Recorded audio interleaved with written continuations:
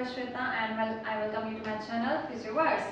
सो आज का हमारा टॉपिक है bio electricity. So bio means what?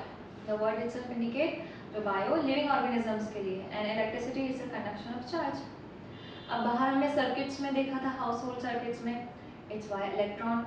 हमने थेरेप्यूटिक मॉडलिटीज में देखा था इट्स ऑल्सो वाई इलेक्ट्रॉन। तो हमारी बॉडी में क्या जिसमें कंडक्शन होएगा चार्जेस का, ऐसे क्या सब्सटेंस है? Any gases? No, it's why sodium, potassium, calcium, chloride और ये सारे वही आयंस रहते हैं जिसकी कमियां आप टीवी की एड्स में देखने को मिलेंगे। कैल्शियम की कमी, सोडियम पोटेशियम की कमी, ओके। सो दोस ऑल कमीज कम्स अंडर द बायोइलेक्ट्रिसिटी। ये आयंस कैसे कम्युनिकेट करते हैं? तो जो सेल्स होते हैं वो एक दूसरे से इसी फॉर्मेट में कम्युनिकेट करते हैं, whether it may be cell, tissue, organ. ये एक कम्युनिकेशन का इनका जरिया है। अब कम्युनिकेशन कैसे? जैसे कि नर्व में आपने एक एक्शन पोटेंशियल कैरी किया, फिर वो आखिरी में डिपोलराइज होकर क्या करता है? एक न्यूरोट्रांसमीटर रिलीज करता है। कभी कभार एक हार्मोनल न्यूरोट्रांसमीटर रहता है, फिर कुछ केमिकल मैसेंजर्स के थ्रू रहते हैं। अब वो केमिकल मैसेंजर्स के थ्रू सेल कैसे डिटेक्ट करते हैं कि वो आए हैं, मतलब वो पर्टिकुलर मॉलिक्यूल आए हैं, केमिकल मैसेंजर्स। तो let's study cell for it. Cell is smallest bioelectric unit. तो सेल में जैसे बाहर देखने को बाहर हमने इलेक्ट्रिसिटी स्टडी की है, वो दो फॉर्म में थी, static and dynamic. Similarly cell में भी यही होता है। There are two forms of it, one is static and is dynamic. Dynamic तो हमने बहुत सारे आयंस जिसका मूवमेंट दिखा गया है, आयन पंप और ये सारी चीजें पड़ी हुई हैं, ठीक है। पर let's deal first with the static part. तो स्टैटिक पार्ट में क्या आता है? अगर एक सेल मेम्ब्रेन कंसीडर किया जाए एज अ बॉल का ऊपर का सरफेस, उसके ऊपर हम थोड़े स्पाइक्स निकाल देते हैं। उस स्पाइक्स के टिप पे रेस्ट करता है सियालिक एसिड। ये सियालिक एसिड ठीक उसी तरह काम करता है जैसे कि एक गार्ड काम करता है हाउस को प्रोटेक्ट करने के लिए। प्रोटेक्शन के काम में यानी क्या? पैथोजन जब एंटर करता है तो वो इम्यूनिटी बढ़ा देता है या फिर सेल को वैसे कर देता है कि it doesn't allow to go inside of the cell. फिर cell differentiation, cell growth and sometimes cell adhesion also. तो हमारे इसमें किसने रोल प्ले किया है यहाँ पे? Sialic acid. अब ये हमारी थेरेपी में क्यों? क्योंकि सियालिक एसिड कई जगह पे जब सेल ग्रोथ में काम आता है तो हमें उसके अकॉर्डिंग जो मॉडलिटी का है ट्यूनिंग सेट करनी रहती है regarding its frequency, regarding its duration, regarding the wave forms what we are selecting, या फिर अगर डिफरेंट साउंड वेव्स अगर हम यूज़ कर रहे हैं तो उनका जो लेवल है लो लेवल होना चाहिए कि high level, so that sialic acid हमारे इसमें बॉडी में सिक्रेट हो। ओके, नेक्स्ट कमिंग अप जो negative, it's a negatively charged particle. Next coming up to the center of the cell. यहाँ पे भी स्टैटिक चार्जेस देखने को मिलते हैं और यहाँ पे कौन रिसाइड करता है? आपका ऑर्गेनिक मॉलिक्यूल। ऑर्गेनिक मॉलिक्यूल यानी क्या? Any guesses? Yes, DNA and RNA. Those are nucleic acid. DNA, you know the इसका काम किस में आता है? जीन एक्सप्रेशन में है, ठीक है। And RNA, say it. Do write in my comment section. तो RNA का काम क्या है? फिर आप खुद ही समझ जाएंगे कि why it is important to us.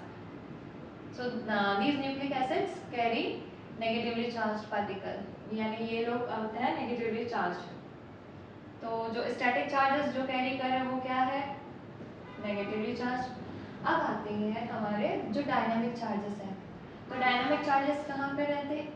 Dynamic है यानी एकदम उनमें मूवमेंट होना चाहिए, यानी वो आसपास रिसाइड करनी चाहिए, वो इतनी दूर नहीं होना चाहिए कि एकदम आउटर मोस्ट और एकदम इनसाइड। तो ये जो नेचर ने दिया है वो इनको बहुत ही पास में अरेंज कर दिया है। ये रहते हैं सेल मेम्ब्रेन से चिपके हुए। अब सेल मेम्ब्रेन के बाहर जो है वो है सोडियम आयन और है calcium ion, and inside of it is potassium. Can I go with this over here? अब इनमें क्या होता है? पोटेशियम आयन इनकी क्वांटिटी कम होती है as compared to sodium ions inside outside. तो इसलिए एक पोटेंशियल डिफरेंस क्रिएट होता है दोनों के बीच में, और इसीलिए जो अंदर का सेल का एनवायरनमेंट होता है इट्स स्लाइटली नेगेटिवली चार्ज्ड। तो वो क्या करता है? जब ये स्लाइटली नेगेटिवली चार्ज रहता है तो एक जो पोटेंशियल डिफरेंस जनरेट होता है उसको कहते हैं RMP, that is resting membrane potential. और ये रहता है -70 millivolt for nerve and -90 millivolt for muscle, for nerve cell and for muscle cell. तो ये रहा एट द होम्योस्टैटिक लेवल, जो जब सेल में बैलेंस चल रहा हो। अब इम्बैलेंस जब आता है तब क्रिएट क्या होता है, हमें तो नाम पता ही है, डीपोलराइजेशन, यानी इनका पोलैरिटी चेंज होता है। So this will be dealing with in a minute और टू, बट बिफोर दैट हम सेल के एनवायरनमेंट की बात कर लेते हैं कि सेल के अंदर जो रहता है उनका जो पीएच जो मोस्टली रहता है 7.4।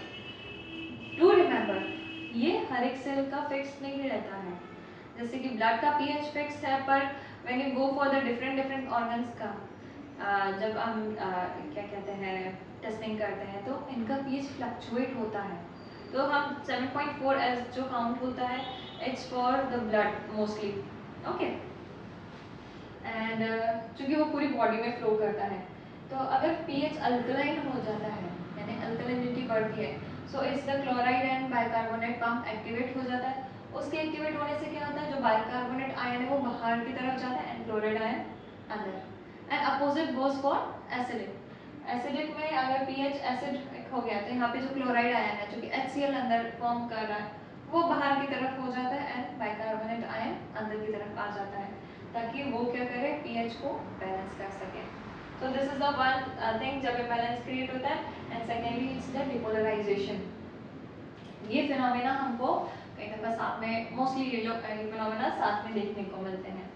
अब my next question to you is what's the practical POV point of view कि while we are studying this cell bioelectricity, या फिर हम लोग इसके अंदर के स्ट्रक्चर्स के बारे में हम लोग को क्या मतलब मायने है। सो जब एक नर्व इंजरी या फिर कोई भी इंजरी का केस आता है, let's talk about the nerve first.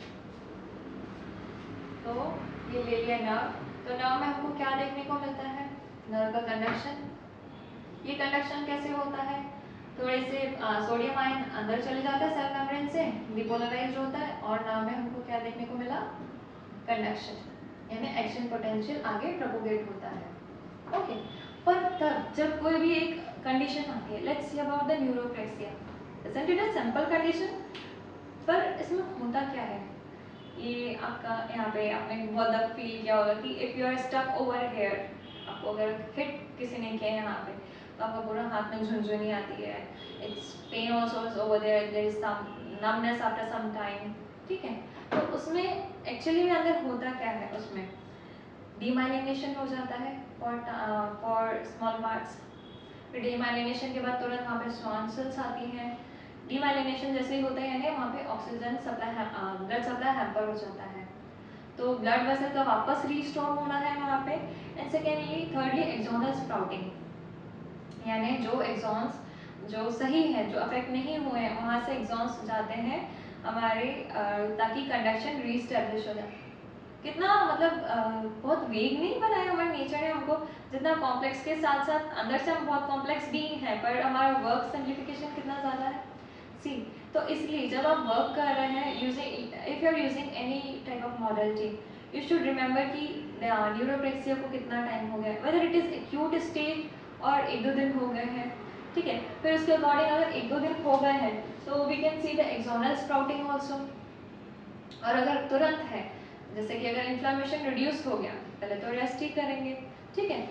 Price treatment के बाद फिर क्या फॉलो होएगा, फिर हमें ये सोचना है कि सबसे पहले क्या रिकवर होता है, सबसे पहले माइलिनेशन रिकवर होता है, यानी माइलिनेशन के भी पहले क्या, ऑक्सीजन सप्लाई वहाँ पे पहुँचना, क्योंकि वो सबसे इम्पॉर्टेंट नीड है। जैसे ही oxygen supply via the blood supply पहुँचता है, ऑक्सीजन वाया ब्लड पहुँचता है, वहाँ पे क्या शुरू होता है, हीलिंग फेज, यानी ब्लड सप्लाई वहाँ पे आना सबसे ज़रूरी है। So this depends, the line of treatment should follow this part, नहीं कि आप 15 दिन के लिए उसको या 10 दिन के लिए उसको US ही लगा रहे हैं, no, it differs day by day, it differs according to the patient का condition, it differs according to the age also, और patient का mental status कैसा है। If he is more in healing, psychologically sound, so healing will be much more better. See the factors what you have to consider for treating a client, कितना different है. And then next जब myelination blood supply रिस्टेब्लिश होने के बाद myelination का Schwann cells का आना, जैसे कि ब्लड सप्लाई को कौन रिस्टेब्लिश करेगा, low level of very low frequency of ultrasound, we can increase the frequency no with उसका ड्यूटी साइकिल भी उसका अच्छा खासा होना चाहिए. क्यों?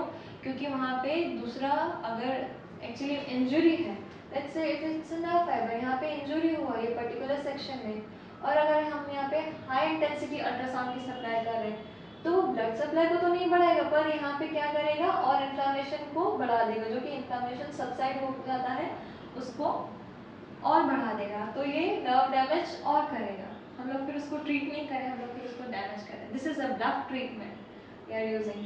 ठीक है. फिर उसके बाद अगर हमने लो इसका बहुत लो इंटेंसिटी का यूएस यूज़ किया है, फिर देन कम्स द माइलिनेशन, जो कि स्मॉल सेल्स आ जाते हैं यहाँ पे माइलिनेशन शीट बढ़ाने में.